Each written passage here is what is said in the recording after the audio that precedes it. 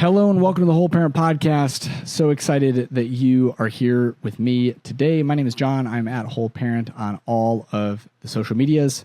And if this is your first episode listening after you just took the now very viral, at least as it compares to my platform, highly sensitive kid quiz, I'm so glad that you're here because this episode is going to really help you. If you are just a regular casual listener, if you don't know about the highly sensitive quiz, I put out this quiz, is your child highly sensitive, based on the last episode of the Whole Parent Podcast about highly sensitive kids. And thousands and thousands of parents have taken this quiz and, they have learned whether their child is highly sensitive and then gotten some information about how they can parent more effectively as the result. Not only from that podcast, but also just in general. I'll be sending them more. So if you're looking forward to that, hey, I'm glad that you're here listening in. But if you have a highly sensitive child, I'll just tell you right now, what we're talking about today is going to be absolute gold for you. You are in the right place. And we are talking about consequences. It's a brand new day. Wake up every morning and say, it's a brand new day. Take a good day, make it great. Okay. And if you don't know me very well yet, you might not be as surprised that I am talking about consequences as probably a lot of other people on this platform are. Why? Because I am one of the biggest advocates for the total elimination of punishment in parenting. So I am a punishment, I can't say this strongly enough. I am a punishment abolitionist. I wish that punishment would go somewhere and never come back. And so when we're talking about consequences today, we are specifically not talking about punishment, even though the way that most of us use that word, along with the word discipline, are usually used synonymously.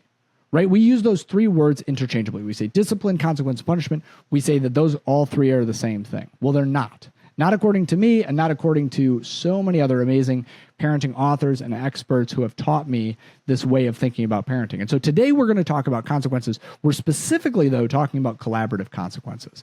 It is a subset of consequences. It is what I believe to be the cream of the crop of consequence parenting. So if you have a kid over the age of even like 3 or 4, you can start to employ this. And I'll tell you, I have an 8-year-old almost 8-year-old, as well as a 4-year-old and a 2-year-old. 2-year-old, we're not doing this yet. The 4-year-old, we're starting to do this. The 8-year-old, we almost exclusively do this. We don't do a consequence that isn't collaborative at this point. And if we do, it's usually a response. It's my own issues, right? It's me being reactive. It's me not responding. It's me not doing my work. And then I leverage a consequence. Usually those could even be punishments, right? Because I'm not immune to it in any way. Even though I'm super anti-punishment, doesn't mean that I don't default to some of my old ingrained childhood neural pathways and punish my kids occasionally. I do. Usually I just seek to repair that damage immediately. So the first thing that we have to understand is how are consequences and punishment different? And I'm not going to talk about discipline today. Discipline just means to teach, right? So as I'm using this word throughout this episode, you're going to hear me use the word discipline. You can just sub it for the word teach if that's easier for you. I'm not going to get into like why we do that, ancient Greek and all this other stuff. But yeah, just sub that. So if I say you're disciplining your kids, we're just teaching our kids. That's all we're saying. We're teaching them for the long term. We're helping them to learn and grow. So why is punishments an ineffective form of discipline, and consequences are an effective form of discipline? How are they different? Well, fundamentally, the way in which I define punishment is very different than the way in which I define consequences. And actually, in looking and researching this, I think I have a pretty solid leg to stand on. Punishment seems to be, according to dictionary definitions and the way that it's generally used in society, it's a term that refers to taking an action in retribution for someone's misbehavior. So if a person does something to harm someone else, for example, if someone steals something, if someone breaks a law, or if a child does something problematic, they push another kid down or they lie or do something else like that, then a punishment is going to that perpetrator and saying, I am going to harm you in some way. And I know that a lot of you just like sharpen, take a breath, stick with me. We'll get there. I am going to harm you in some way in order to send you into a fear-based mind state. I'm going to send your brain into a reactive, fear-based mind state so that you associate the bad thing that you did with the bad way that you feel right now. And the idea from classical conditioning is that if we do this enough, our child will stop doing that thing that's problematic, and they'll just stop. That's the goal of punishment. So it's a reactive or retributive thing. Here's the problem. That all might sound effective. We talk about the ethics and morals, whatever, later. That might sound effective. What we know from research is that it's not. What we know from research is that punishment is an ineffective teacher. And I'm not going to get into why today. That's me going on a whole anti-punishment rant that you guys can read about in my book in a couple months, or that you can go and listen to another episode where I do that. But just to boil it down into one sentence, punishment sends your brain into a state where it does not want to learn anything. Not long term. It might learn, don't do that thing around this person right now, but it's not an effective long-term teacher. And so because of that, punishment does not work. It doesn't work with adults. We know this. Criminal justice reform advocates have known this for years. It doesn't work with kids. It doesn't work with kids who come from traumatic backgrounds. The only kids who it seems to work on are the kids who would have learned the lesson without the punishment. That's the great secret of punishment. It only seems like it works because the kids that would have learned the lesson anyway learn the lesson. So why is punishment ineffective? Because it works against the way that your child's brain is set up. Your child's brain is set up to protect them, to survive, to connect with you. Punishment interrupts that, disrupts that. It's a terrible teacher. And so that's why I'm anti-punishment. Well, what are consequences? Consequences are not retributive. Consequences are designed to create a boundary around a thing in order for your child to learn over time why that boundary consequence is in place. And I don't mean to say that boundaries and consequences are totally the same thing. They're not. That's a whole nother episode about boundaries. But that's the fundamental difference between a consequence. So a consequence does not have to send your child into a reactive brain state where they're terrified or anything like that, or they're, even just feeling bad about themselves. Consequences don't have to do that. And so because of this, we get to deploy consequences in different ways.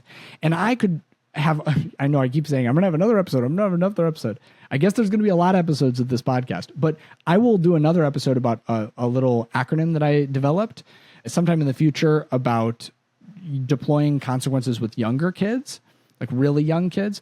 But for kids 4 years old and up, I think we should be looking toward a total collaborative consequence model, especially, like I said, after they're 8 years old. This is all we should be using.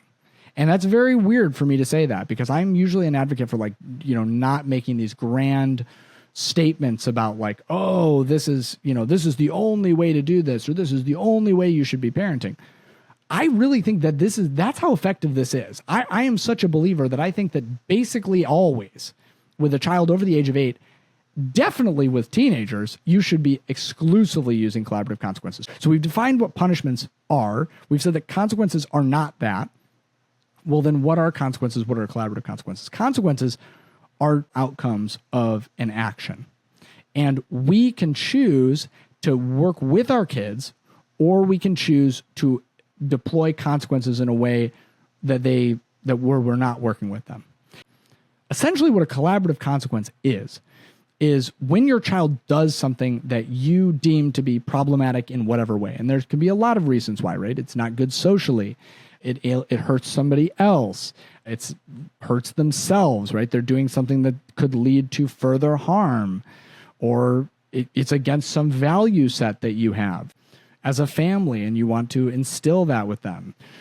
Any of those things that they do that violate in some way the what's not okay part of you, the first thing that you want to do is actually approach your child with curiosity, not with an iron fist. So we're not going to nip it in the bud. We're going to wait for our child to calm down, because usually when we stop our child from doing something, they're usually pretty reactive. And so I'm not saying that you shouldn't ever stop your child because it sends them into a reactive brain state and then they don't learn anything.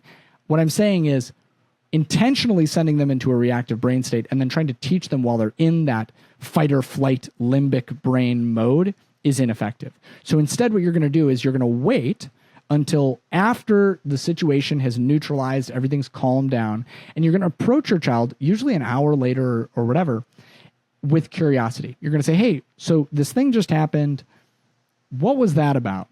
Help me understand. I want to know why you were taking out the baking soda and vinegar and pouring them all over the kitchen floor indiscriminately. Or I want to know why you took that toy from your little brother and put it somewhere where he couldn't get it, even though it's his. And what you'll receive back often is an immediate, just like they get triggered again and then they go off. Then, okay, we got to wait longer. We got to have the conversation when we can have it in a calm way. Eventually, we're going to have this conversation in a way where your child is going to be able to identify for you why what happened if they're able to. It might take some back and forth with you. This is going to be a long process. Collaborative consequences are a long-term fix. They're not a short-term fix here. So that's what we're going to do. And then as a result, in the long term, we're going to set together a new boundary and a new consequence to go with that boundary to prevent that thing from happening again. So how do we do that? How are we going to go about it? Step one, we've already said we're going to approach our child. We're going to wait until a moment when this consequence is actually going to be received well, and we're going to be able to have a actual conversation about this. Step two, we're going to try and seek to understand what's going on here. Where is this coming from? How are we moving? How can we move forward? Step three, and this is very, very important, we are going to seek our child's input. This is where most parents just throw up their hands and are like, oh no, I'm definitely not doing this. But this is the joy of collaborative consequences. It's going to take some learning for you too, probably. But we are going to seek our child's input, not only on why that thing happened, but also on what we can do as a family between you, parent, child, to stop that thing from happening again. Let me explain why this can be so transformative. Number one, the first reason why this is so transformative, and people will disagree with me on this, but I am very convinced of this. Your child, highly sensitive or not, but especially highly sensitive kids, for those who are listening to this episode with a highly sensitive kid, has a robust, nuanced, and complicated inner world. They have a robust, nuanced, and complicated inner world. Whether they're 2 years old, 4 years old, 8 years old. But the older they are, the more robust, nuanced, and complicated their inner world will be. The truth is that many parents do not want to accept. Your child knows themselves and their inner world better than you do. Now, that is not to say that you don't know more than your child. It's not to say that you are not more ethical than your child, that you don't know more about the world than your child, then you don't know more about their brain, that you don't even know at times more about the triggers that lead to certain outbursts and activities. All of those things can be true. At the same time, you are not a mind reader. Your child has thoughts that they do not voice to you. They have neural pathways that lead to outcomes that you are not privy to, that you do not understand. And because of all of this, because of this understanding, what you have to appreciate is that your child likely knows, as well as you, what types of negative motivations or boundaries could be put in place that would prevent them from doing the problematic thing again. Again, you don't understand always why they did a thing. Sometimes you will. Sometimes you'll have to explore that with them, right? Your child hurts your other child, or you have siblings. We talked about sibling conflict in a previous episode. That's another great episode to listen to. We'll get into you'll see how collaborative discipline and collaborative consequences fit very well into the paradigm that I talk about with siblings as well. But as we are, you might have a situation where one child hurts another child and they don't know that they're doing that because they're jealous or something like that. You might have to help them name that emotion. Your kids are not experts totally in emotional nuance, even though they have a nuanced, deep, and very complicated inner world. You might have to help them do some of those things, but ultimately they will be able to identify what types of motivations will work better for them. Not always, but often.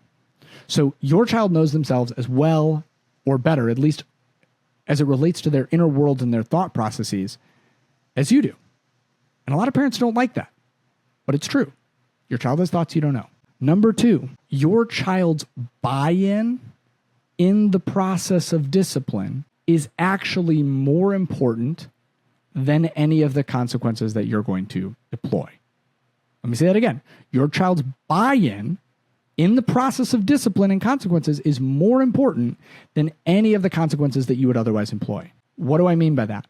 If you think a certain consequence would be massively motivating to your child, but your child is staunchly opposed to that thing, and you're thinking to yourself, well, yeah, I know they are. That's why it's going to work, right? Because they really don't like it. They're so against it that it's going to work in that way. Your child's brain processes will then just associate those things negatively with you rather than with the action that you're trying to disincentivize. What do I mean by all that?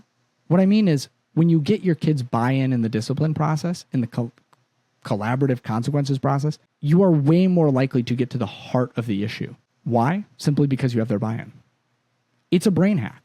It's a brain hack. By involving them, by letting them become your co-teacher, your teacher assistant in their own learning, they're going to be way, way more likely to do that thing. And then number 3, what's your long-term goal here, right? Like, what's your long-term goal of any consequence? It's behavior development.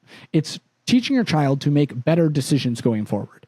You did this thing. It was not a good decision. Here's what happened as a result. Let's make better choices going forward, right? What better way to teach a child to be, in other words, self-disciplined, to leverage the proper remedies for whatever action that they take, than to let them start early? I have this quote up behind me. I talk about it all the time. It's an Alfie Kohn quote. It's, children learn how to make decisions by making decisions, not by following directions. Same thing is true about discipline, right? Children learn to be disciplined, not by being disciplined, but by practicing discipline themselves. And so collaborative consequences are this wonderful tool where you bring them behind the curtain and you actually allow them to speak into their own discipline process. So that is what collaborative consequences are. That's why they're massively effective. Number 1, because your child has this rich inner world and they're going to know how to speak into that world better. Number 2, because by having agency in this process, they themselves are going to be more involved, more desiring of it to work. And number 3, because your eventual goal is that you don't have to do this anymore, that your child's going to do this and take these steps on their own. So that's how we're going to get to that point. So now that we've kind of gone through what collaborative discipline is and why, or collaborative consequences are, and why they're effective, I want to give you an example from my own life of 2 different times that we have deployed collaborative consequences. One is a very specific deploying of collaborative consequences. It was one specific iteration of this happening. Another one has to do with collaborative consequences associated just to a general rule boundary that we have in our house, but that was determined collaboratively. And I'll tell you exactly how we did both of these. And it'll kind of give you a model of how you can walk through this and do this with your own kids. In the first one, I'll talk about the more general one first. What we were noticing is that our kids had a really, really hard time cleaning up after themselves, cleaning up messes. And it was just leading to a lot of kind of negative association for my wife and I, because we were just constantly cleaning up toys, constantly cleaning up the kitchen, constantly cleaning up cereal bowls and everything else. And the first couple steps that we tried to take, I think, were good. Our kids were really young at the time. This is before we started deploying any of this type of stuff. Let's just get rid of some stuff. Let's get rid of a lot, 7/8 of the toys. And that really helped, but it didn't go all the way. And especially as our kids got older, our oldest got older, it became very clear that it wasn't going to be enough. He had to contribute into the process. And now you guys are saying, well, how is this related to consequences? Well, guys, consequence of making a mess is that you have to clean it up. The consequences here are very simple, right? This might sound heady and convoluted, but you know the consequences of every action. The consequence of cussing out your boss is that you get fired, right? That's probably a bad example because it's a little bit too close to punishment, but I mean, it is, right? I guess the better example would be the punishment for not showing up to work is that you get fired, right? Because if you're not doing a job, nobody's going to pay you to not do that job. I hope. Maybe in the work from home world, you can just not show up. I've heard of all these stories of people having all these programs that move all these mouses. They have 4 computers lined up and the mouse moves on each one every minute. And so then the They like work for 4 companies. They don't do anything. Anyway, this is a long diversion from our consequences. Those people need some consequences. They need to learn that, or maybe that's a consequence of the company, right? The company has been trying to cut on labor, blah, blah, blah, and they're not giving good benefits, and they're giving cheaper and cheaper wages. And they don't want to, provide any sort of support to their employees. And so the result is the consequence is that their employees don't want to work for them. And so they just kind of phone it in. They quiet quit, or they, fill out an application and then have no intention of ever actually doing anything for them. So yeah, you could see how when we get curious, all of a sudden the consequences thing, it gets a little bit more convoluted, but it's simple, right? So in our example, back to our example, like we're talking about parenting, we're not talking about the state of the American labor force. In our example of kids, when our kids were making messes and not cleaning them up, we were like, okay, we have to move to some sort of system here where our kids contribute in some way. And so we pulled my son aside and we said, hey, what do we need to do to make sure the house is clean every evening before bed? Do we need to have a timer that we set? We clean up at the end of it? Should we, before we move on to the next activity, we have to clean up the activity that we did before we, leave the kitchen. We have to make sure that that's reasonably clean before we go play with friends. We got to make sure, what's going to work for you to help? And he thought about it and he came up with a solution. At the end of the night, we're just going to clean every night. Right? We'll just have a timer. It goes off half an hour before bedtime. We just spend the last half hour cleaning and then we'll go to bed. And we were like, we don't think that's going to work. But rather than saying, we don't think that's going to work, let's not do it, we said he has to be involved in this discipline process, because if he doesn't have buy-in for this, every single night when it comes time to clean up the toys, or every single time that it comes time to clean up the toys, he's just going to be pulling teeth. So instead we said, give him the agency. Okay, that's how we're going to do it. So that night at that time, friends could play.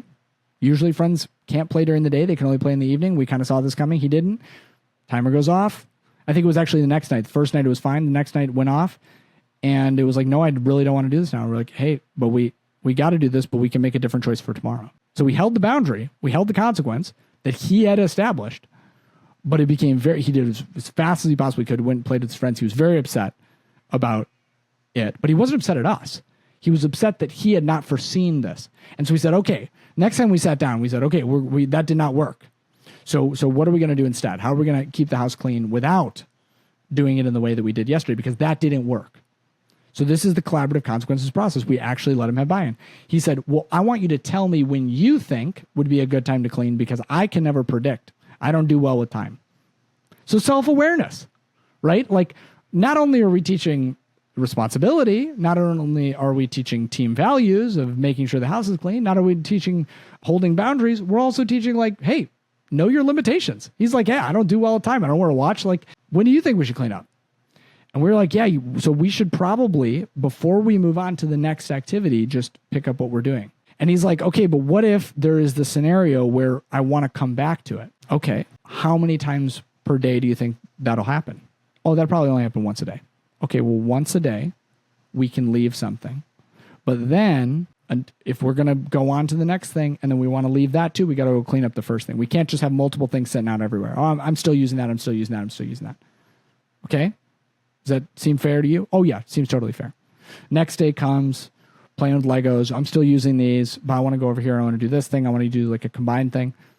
We didn't hold an unrealistic boundary because he had made that call. No, there are going to be times when this happens. And if that had happened, we would have adjusted, right? Like, we wouldn't have just been like, no, hammer down. We're absolutely no. And under no certain circumstances can we change this. We already have proven that we're willing to make some adjustments and changes. So he goes, gets his stuff, plays it. Turns out that he did want to do like a combined Lego Magnetiles giant thing. Really cool, really fun. But when it was time to clean up all that, are you still using the Legos? Yeah, I'm still using them. Okay, well, we got to clean up the Magnetiles because we got to clean up one of these. Okay, I'll do the Magnetiles. We'll clean up the Magnetiles, leave the Legos. Goes on, does something else. Well, now he wants to do something in the basement, and it's unrelated to upstairs, but he wants to leave it set up. It's going to be an obstacle course or whatever. Okay, well, remember, we're only allowed to leave one thing out at a time. Thinks to himself, okay, all right, this seems fair. This is working. Goes upstairs, cleans up the Legos. Comes back downstairs, does the obstacle course. At the end of the night that night, we had one thing that was left out. Whatever that thing was that he was still using, that we weren't necessarily, that we had moved on to something else, He had one thing still left out. It was so much easier to be like, hey, let's just real quick go downstairs before you go to your friend's house and just mop this up. Or we can do it when you get back. Okay, let's do it when we get back. Okay. He gets home. He's like, I'm super hungry. I got to eat. It's time for bed. Yeah, you're right, buddy. I know. You want to do your audiobook in bed, but remember, we said that we were going to do this. So we go down to the basement, we do this. So this has become a consequence in our own home. When we make messes, we clean them up. And mom and dad help. We're not just like sitting down and like letting our kids clean the whole house. Mom and dad help, but there is a consequence. It was designed collaboratively. The kid had input into it. How are we going to make this work? What's the consequence for not doing it? We can't move on to the next thing. How are we going to hold those boundaries? So this is something that's continually happened. So this wasn't one-off issue that we had. This was a continual problem, and we set some boundaries. And these kind of are like, you can see how boundaries and consequences were kind of like interchangeably using these. But the whole point here is that it was collaborative. That in order, we had to have a collaborative solution to the problem that looked forward rather than looking back and was seeking to be retributive. So let's go to the next example. I want to give you one more example, and then we're going to call it a day on collaborative consequences, and we'll come back with another episode in the future, more on this topic, more on discipline, because I know that this has been a really good topic so far. The second scenario or example of how we utilized a collaborative consequence had to do with TV screen time. And we were having a really tough time transitioning away from screen time, just really hard. And so we sat down with my son. It came time to be done with the TV one day, and he screamed and he fought and he like threw the remote across the room or something. Huge meltdown. And we said, okay, totally get it. It's okay to be upset. We'll talk about this later. Not like we'll talk about this later, but we'll talk about this later, because he knows we do this collaborative consequences thing. We do this collaborative discipline thing. We'll talk about this later. So we go off, we leave, and we come back later. And we have this conversation. Hey, how are you feeling after it was time to turn on the TV? Oh, man, I was so mad. I was so mad at you that you made me turn off my show. I really didn't want to turn it off. It was right at getting to the good part, and I just didn't want to turn it off. And okay.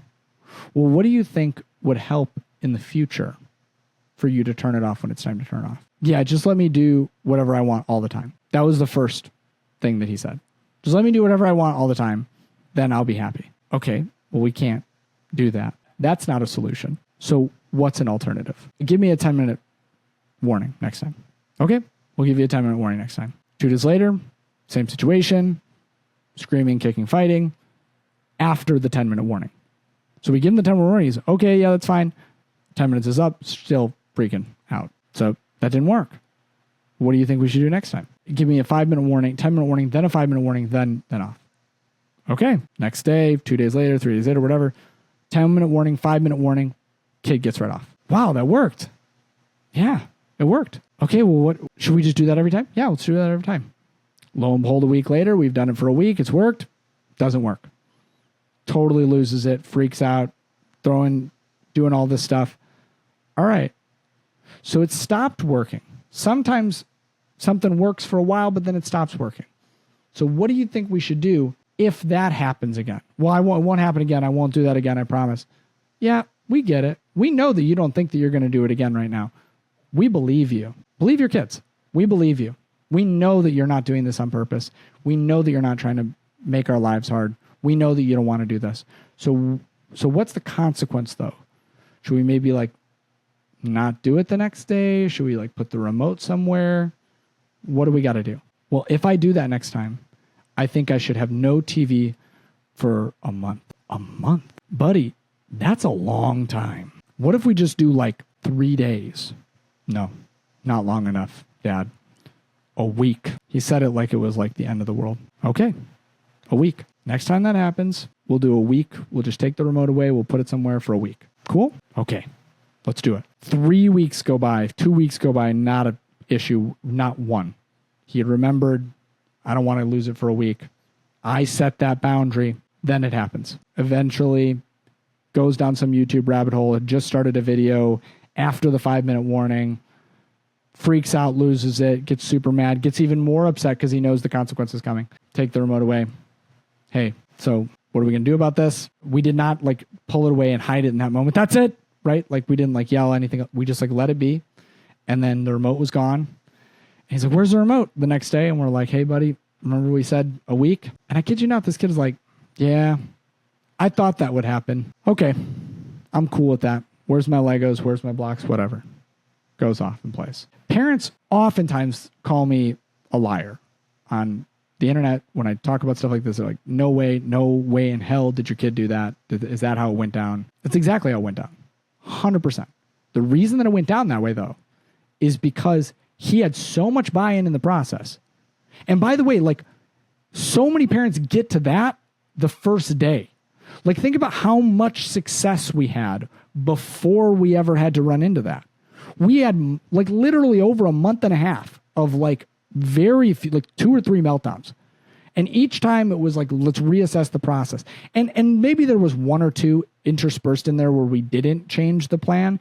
I'm not talking about those because it's not necessarily relevant for this podcast episode, but like those ones, usually it was like, okay, but he hasn't eaten, but he didn't sleep last night, but like he just got hurt. Like there was other stuff going on, and we tried to be understanding of that. And this lashing out has nothing to do with like the addiction to the screen. It just has to do with, or the dopamine letdown, whatever. Like this is actually just like unrelated. And so we were understanding in those times. We're not like every single time he makes a mistake, we're like, okay, what's the consequence going to be? Like, it's not like that. Like you give your kids a lot of leeway, I think. But once you do have to do that and you have to set that down, we're consistent, we follow through, and then we process. And that process literally led to my son being completely fine with a very significant consequence, losing TV privileges for a week, because he was the one who came up with it. He was the one who decided on it. And then he was the one who was going to fulfill it. And when he got it back, I think we only did 6 days. We weren't like trying to give it back, but like 6 days later, it was like this, he's learned what he wanted to learn from this. And like we had something that we had to do, and it was going to be a lot easier for him to watch it. So we did it, right? We weren't like super, super crazy about this, but we gave it back to him. We were like, yeah, man, just like next time a week again, sound good. That seemed like a long time. Yeah, that's fine. And then it didn't. Like we went like 6 months, and every time he would just kind of, okay, I got it. Like, it's cool. And a lot of punishment advocates come on here and they're like, yeah, but if you had just done that the first time, you would have like eliminated all of them. No, because you don't understand. He had to be the one who learned how to set that boundary. This is what I want him to do as an adult. This is what most adults struggle to do. This is why they're obsessed with their phones, right? Like I am too.